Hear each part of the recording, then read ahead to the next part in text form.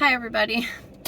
I figured I would make a video over trying to post a long post.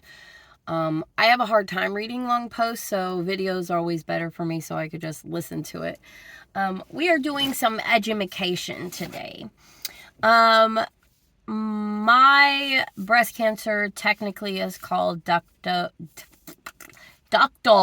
carcinoma, also known as DCIS. I got the papers here, and I'm going to show you diagrams that they showed me of what the whole situation is. And I'm going to tell you right now that it is a positive situation. If anybody's going to get cancer, I caught it at the very, very earliest of stages, and I don't have to worry too much about it. A normal duct would look like this right here, and it starts to grow. So right here is where I had the carcinoma show up, and that means that that is cancerous. So I'm at the carcinoma in situ, is what she called it, DCIS. It is the earliest of early stages of breast cancer. There is no stage at all at this point. However, they gave me a grade 3. And let me get that real quick. In the notes, it says it's a nuclear grade 3, which also means that it can be it's like there's 1, 2, and 3 grades, right? I have the highest grade, which means it's aggressive.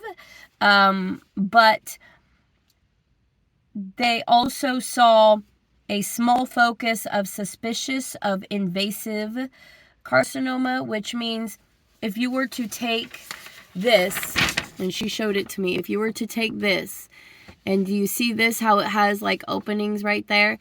If you were to take this and it starts spreading, it comes out of the duct and becomes invasive, which means it's invading the lymph nodes. That's the first place it will go, is the lymph nodes.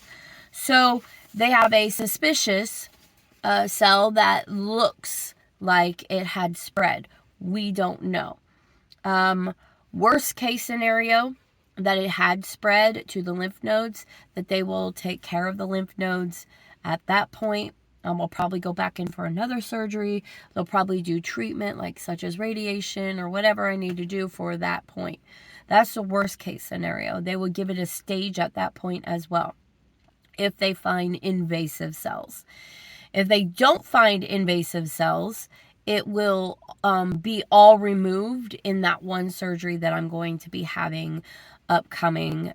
So I'm not out of the woods yet. It is positive and good news that it can surgically be removed and that I caught it early enough. I'm so glad I listened to my gut instincts to say, hey, you need to get in and go get your mammogram. Listen, ladies, if you've been holding off your mammogram, I advise not to. Go get it anyways. It is not estrogen based, which means not like my mom's cancer was estrogen based. That means it's not hormonal. And I'm going through perimenopause, so I figured it might have been, but it's not. And then they want to make sure that we're going to do a genetics testing again if I can't find any records from when I lived in California and I had a genetics test. By the way, the genetics test the first time came back negative, so it wasn't a cancer gene.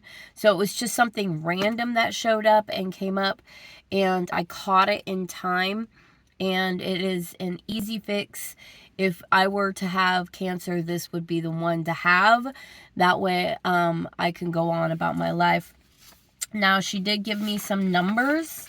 I don't know where those numbers went. Somewhere around 77% of women who have carcinoma, once removed, if it were to ever return, typically it would return 15 to 20 years down the road.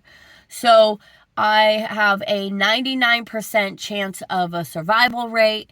I am at this point am not worried. I will just have it removed and then continue living my life. But that would make me a breast cancer survivor. So, I am okay with that. If anything else, I'm okay with that. Continue your prayers. First of all, I appreciate all your love and support and your prayers and everything that you guys have been sending our way. 100%. I have got the best community surrounding me here in North Carolina and from California, and typically all over the world. I have support. So I appreciate everybody's support.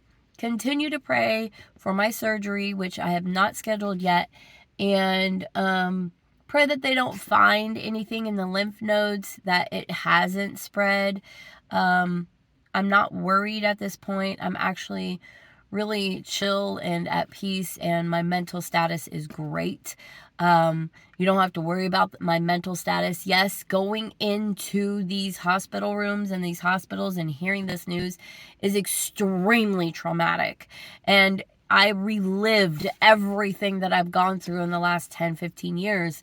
It's just so traumatizing.